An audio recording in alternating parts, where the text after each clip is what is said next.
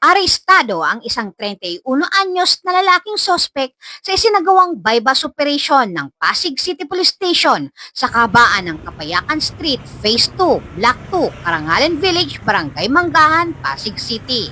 Kinilala ang naarestong sospek na si alias Mata na residente ng Barangay Manggahan, Pasig City dahil sa paglabag sa Section 5 at 11, Article 2 ng Republic Act 9165 o mas kilala bilang Comprehensive Dangerous Drug Act of 2002.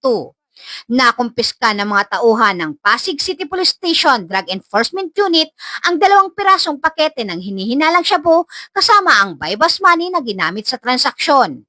Kasalukuyan namang nakadetine ang sospek sa naturang istasyon. Ang Pasig PNP ay patuloy na magsasagawa ng mga katulad na operasyon ng pulisya upang ilagay ang mga individual na nasangkot sa iligal na aktibidad sa bilangguan para sa isang mapayapa at progresong Pasig City. Mula dito sa Metro Manila, ako po ang inyong PNN correspondent, Patrolwoman Ivy Corporal, alagad ng batas, tagataguyod ng Balitang Pulis.